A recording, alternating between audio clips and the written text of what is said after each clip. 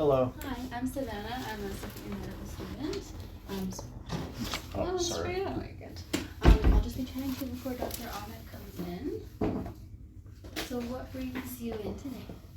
Okay, so I have my medical records here, 81 pages. In November of 2023, I got a letter from RoadSafetyBC, just a one page, about concerns that were brought to their attention. So I was working with Dr. Nielsen in a Scrummel medical clinic, and he was trying to address all those concerns. For example, we did a Montreal cognitive test on January 30th, 2024. Okay. I passed 27 out of 30. Okay. That's that. I peed in a cup voluntarily and came back clean. Try to build like a relationship with the doctor, and I then got back a 2-page letter from RoadSafetyBC, a little bit more complicated than the first one. So he booked for an updated mental health assessment at the CARES clinic. Actually, police called me randomly a couple months before that happened and suggested the CARES clinic. I said, I'm good. I'm gonna seek legal action and stuff. Okay. So I've been doing that. And then months down the road, Dr. Nielsen suggested that I should do that. So I did. Here's a 3-page report from Dr. Corbin at the CARES clinic, who then diagnosed me with unspecified psychotic disorder. Okay. So I'm challenging that with college and physicians of trades, because it's just a long story. For sure. So that's that. Okay. So, given that little brief history, on December 17, 2024, a Squamish Medical Clinic, Dr. Nielsen gave me a letter saying that his functions necessary for driving are not impaired. His urine test report, psychiatric consult is attached. I support his medical fitness and safety to drive. No further functional assessment is required for a Class 5. Okay. Great, doctor. I love this letter. Except for one thing, bro. The Class 5. I have a Class 1. He said, okay, and I'm homeless. I live in my car. So, a driver's license is kind of important. I've been yanked out of my car 2 years ago for a field sobriety test with Vic PD. Passed. Last year with the RCMP, 4 a.m, field sobriety test. Passed. So after this is 14 months of dealing with this doctor, and he gave me this letter. I'm like, so can you change it to a Class 1? Because I have an Alberta Class 1 good for 2029. Because I had a gut feeling that I was going to hit this roadblock and I need a driver's license. I'm like, if you apply for a Class 5 in BC, then it's just going to dissolve my Class 1 and I'm going to lose it. I've had it for over 20 years.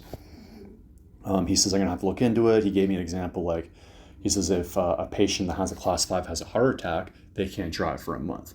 He says, but if a patient has a Class 1, they have to wait 3 months. He's like, so I'm going to have to look into the whole unspecified psychotic disorder. And I saw him 2 weeks later, and he says, just when we were getting some traction, he says we're not seeing eye to eye, so he doesn't want to see me anymore. Okay. And I ripped out this letter.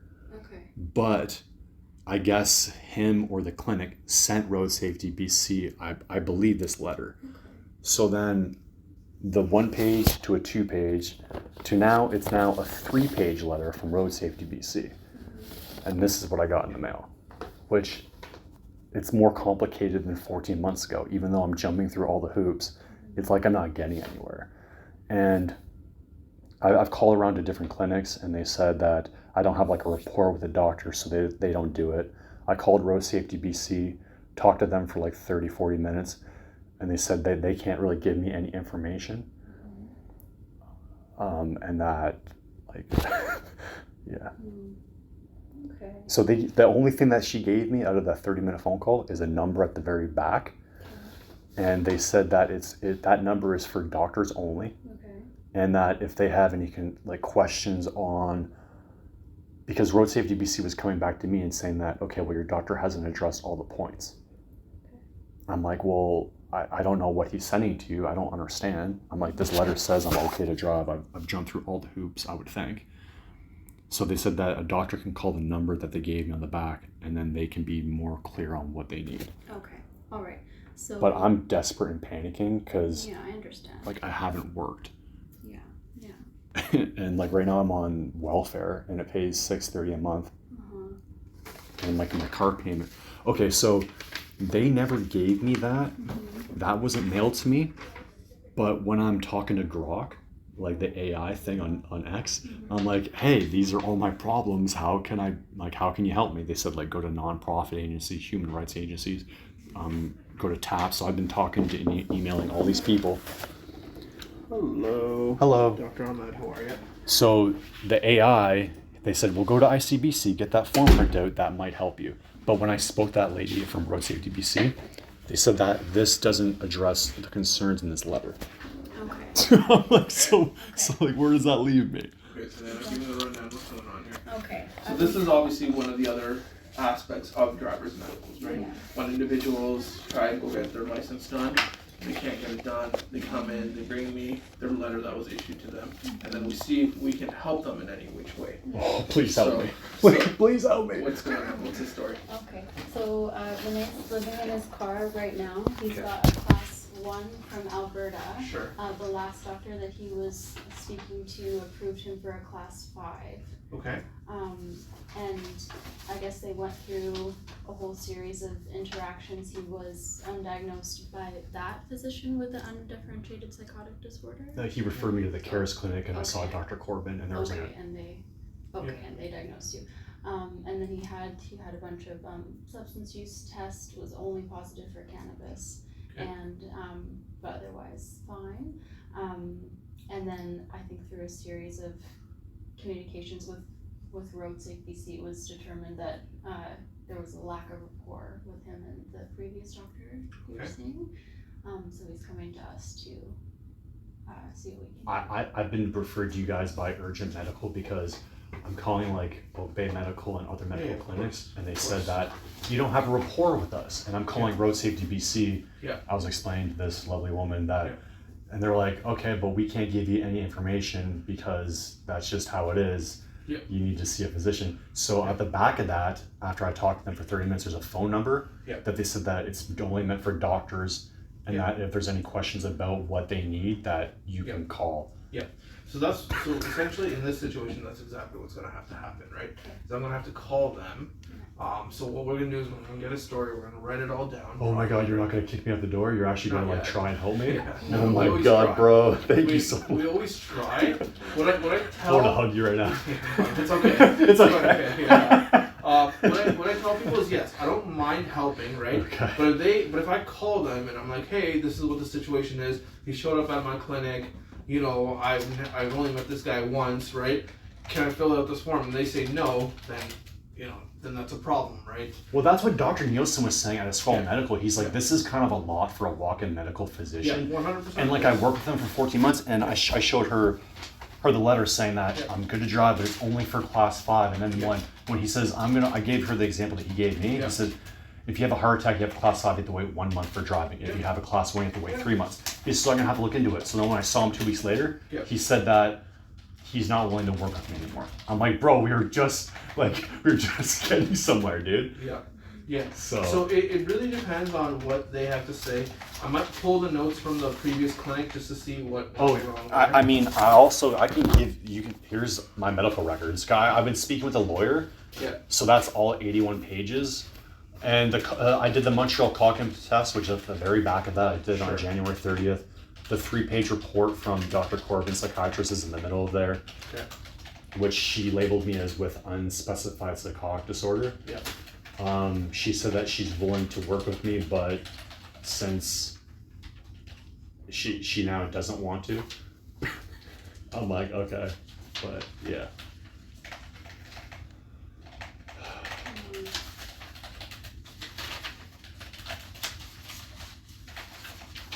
I've been sober for a year. I'm happy to pee in a cup. That is one of the issues, like the whole substance use, even though I've never had a substance use before.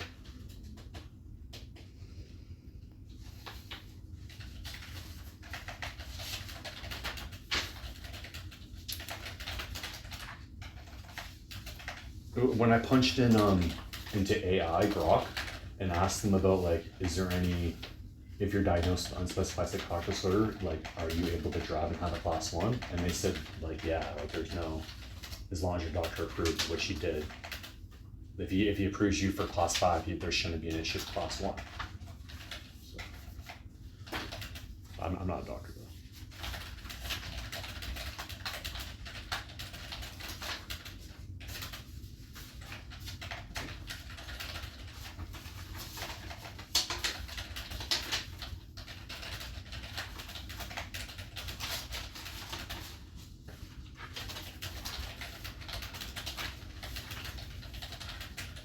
I'm assuming you have copies of all this stuff, right?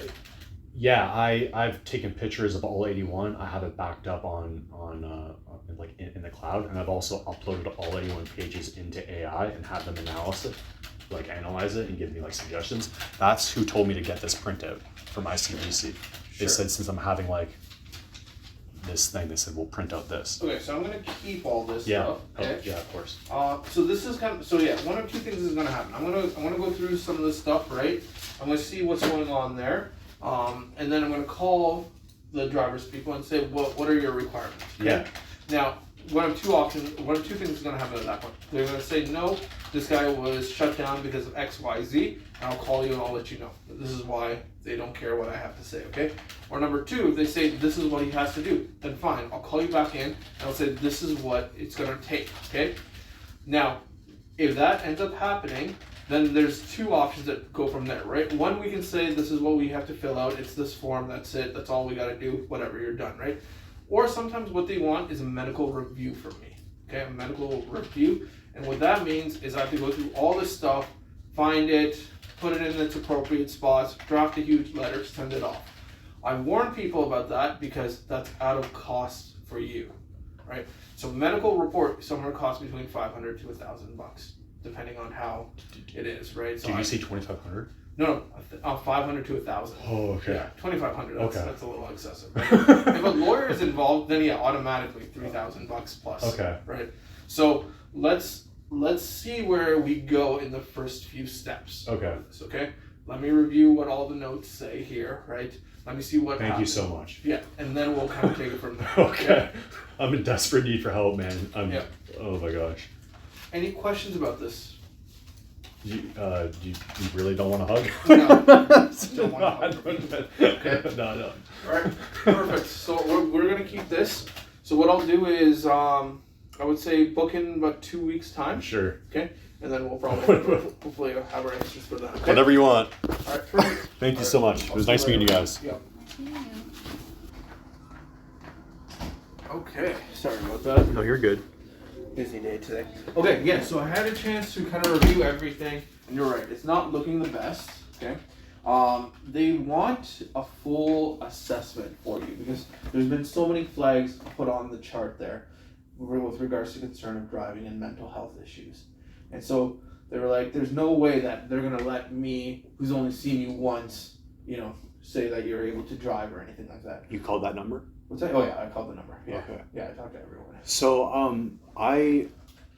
you called me the day after my okay, and then I missed your call and I freaked out. Yeah. Because I've had some like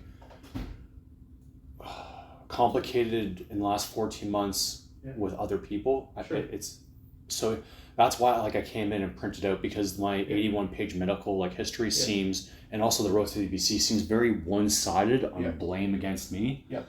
So I came in and dropped off. Yeah, no, and I read through it all. So right? I went through all this stuff. Okay, so I'm trying to dig myself out of this hole, and I know they're saying that my driving record is a concern, but my insurance for ICBC went down 10% this year. That's awesome. And I drove class 1 for Coca-Cola in Victoria. Yeah. I drove in a few different companies driving gravel. Okay. Class 1. Yeah. Never had a ticket. No accidents. Awesome. So this mental health is my side is just there's a broader issue that I'm experiencing. Totally. And I feel police are involved. I already have like Constable Steve Panica from Vic PD from the CARES clinic who called me and reached out after I had that letter sent from Road Safety BC asking me to go to the CARES clinic. Okay. And I had like a 4-month wait. I saw Dr. Corbin, which is a psychiatrist. Before her, I saw her team lead, John Lisbon. Okay. And like my doctor, or my old doctor, Dr. Nielsen from Esquimalt Medical Clinic. Not sure if you know him. No. I didn't know, but that's his clinic. Oh, okay. I know that. Yeah. So he later then suggested the CARES clinic.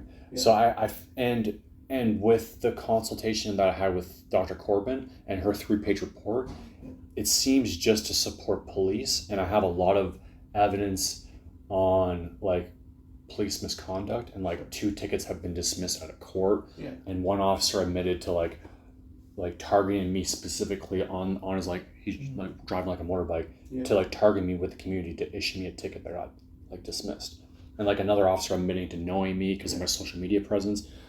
So why don't we do this? Because essentially what they're looking for is they're looking for someone who can see you like for a few visits, right, over a certain period of time to be able to vouch for you. Like that's their main concern, is that I'm seeing you once, you're doing relatively well. However, historically many people on many different occasions have expressed concerns of different things. Right? But what about 14 months of seeing Dr. Nielsen like 2, 3, 4 dozen times?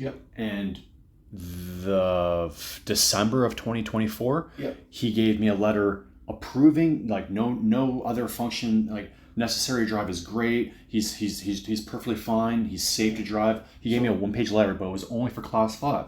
So doesn't that account for something? No, apparently not. So that Bro, I know. That's crazy, right? But here's the thing: they won't even share that information with me, right? Because when I call me neither. Right? They don't tell me. They're like, it's all your information without permission. Blah blah blah. We can't chat. It's a bigger deal just to be able for them to say things to me. Fair. Right? Because it's all your stuff, right? So what I was thinking of doing for you is I have a psychiatrist. And I was thinking of doing a referral for you because I can get you into the door a little bit quicker, and then you can see her on a regular basis. And then I'm hoping that and I'll explain the situation to her, that this is what we're trying to achieve here. Can you see this individual a few times, get a second opinion on this stuff, and then, if you feel comfortable, write a letter of support for his driving, is what I was thinking. Because otherwise they're not going to accept one from me, right? Okay. That's the best I could come up with. But I'm open to it. What do they say? What's that? I didn't talk to them about it because when I got off the phone, I was like, how else can we help you out in this situation? Okay. I'm No, just say it. That's fine. I'm just confused of how, because like I work with doctor. It's almost like I'm worse off like a year and a half ago than I am now. You know what I mean? Because so even like Dr. Corbin, she then now refuses to see me anymore, and same with Dr. Nielsen. Sure. And I'm like, okay, but I thought you wanted to like see me. I thought we were like getting somewhere, working together. Yeah. So I'm just, so like we'll. If you want, you can go back to that. I just don't know because you've said that you can't go back to that. No. Exactly. They don't want to see me anymore. Yeah, no. So the most ideal situation would be going back to the people that know you, right? Because because otherwise we're starting from scratch, right? I'm sending you to a new person. They got to build rapport. They got to see you, right? This is going to take a while, right? Ideally, going back to Dr. Nielsen, who says, you're doing significantly better, or this is the situation, here you go. Or Dr. Coburn, you said, the psychiatrist, right? Yeah. Like, if you could see her again, awesome, right? That would be the most ideal situation. They won't accept a report from me because I've only seen you once. They're like, you don't know this individual, you know nothing about him, you don't know where he's from. Well, that's what Dr. Nielsen said. He's like, I don't know what you do when you're not here. Yeah. And he says this seems to be like that RoadSafetyBC. That he's like, that's a lot for like a walk-in clinic like doctor. Yeah. So that's the problem. It's not that we can't do anything. No, I understand. Right? It's just they won't accept it from us. Right? They're saying that they need more conclusive evidence that everything is fine. Okay, so where is this psychiatrist? Because Nielsen said that the CARES clinic is the only place for me to go. So the CARES clinic is a great option too. Okay. Right? So that's for individuals. So I do a lot of work with mental health individuals, right? So I have a psychiatrist who's willing to see patients, and do and help me out, right? Because I see so much mental health, right? It would be ridiculous for me to be like, oh, go to the CARES clinic, right? The CARES clinic is a solid option as well, right? You go there, they have a mental health team that is willing to support you, plus a psychiatrist, plus social work, plus. It's very like addiction based, though, is it not? No, they have everything there. Right? Oh, okay. Yeah, so they do help with addictions too, right? But Is that like the Mac Daddy of like mental health institutions in Vic? that's where you got want it, to got go, it. right? I have just, That failed for me. Okay, fair. So I have a lonely psychiatrist who's willing to help me out Okay. and sit and see some patients, right, as a favor to me. That's what I'm trying to think for you. Because if the CARES clinic is off the table, right, then I would say go see the psychiatrist a couple times, see what they think, right, build that rapport, see if they're willing to do this. Right? I think that might be my best option because one of the clinicians told me to go on to like a Psychology Today and like try and like search for a psychologist myself, but that costs money. Yeah, it's not covered. Yeah. You're not doing that. Let's see.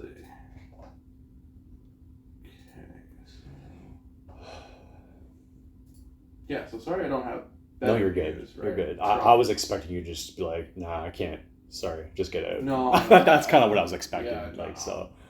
No, I'm always willing to try, right? So if I get shut down, I get shut down, right? So could I get the Dr. Nielsen form of like his letter saying, because like that. Yeah, it's all so. Could I bring that to you, or are you? Is that like in my file? I don't know. Was it in your file? Because like. I'll have to check. I'll have to go through it because you gave me a stack. Okay. It wasn't in that stack. No. Okay. So then I don't have it. Yeah. Okay, I'm gonna go and get that printed out because I feel like I can give it to the psychiatrist or because Dr. Corbin, the psychiatrist at the CARES clinic, she maybe I talked too much about like my personal life or what I'm going through, but she diagnosed me with unspecified psychotic disorder, which is vague. Yeah. And I was labeled as like paranoid in 2022, which I have strong evidence that I'm not paranoid, but like the letter, I'm gonna try and like get a copy of that. Yeah. So all chart notes are your property. All you gotta do is request it, right? Yes. So you could go to Dr. Coburn there or wherever you saw her, and you can be like, hey, can I get my notes? They'll give you like a whole bunch of like paperwork to fill out. And then they'll discharge the notes. Same thing with that letter, right? I didn't know that. Like a lawyer told me that actually just a couple weeks ago. Yeah, it's all your intellectual property, right? So let's do that. So please see this 38-year-old male. So I'll write this all out. You said that there wasn't a long wait With to get into this person here. Hopefully not. Hopefully they're able to get you in pretty quickly. The stuff I need from you. No, I actually have it, so I have that all. So we're good. Are you taking any medications? No. Allergies? No. Smoking, drinking, drugs? No. Okay. No surgeries. You said, correct? I broke my arm like fucking 25 years ago. No surgical history. Because they're gonna ask me for all this stuff. So no known drug allergies. Risk factors. No smoking, drinking, drugs. I've actually been like hardcore sober for like over a year. Good. That's awesome. Yeah. Social history, living at home. I'm homeless. Okay. For like 8 years. We have a contact number for you though, right? The one that I called you on? Yeah. Partner, kids, anything, pets, anything like that? I'm just solo. Okay. Alright. No partner. Family members in the city, not in the city? I don't have anyone. Okay. So no sisters, brothers, nothing like that? No. Okay. Any other medical conditions? Nope. Like high blood pressure, diabetes, anything? I have high blood pressure. I have ADHD, and I'm suffering from like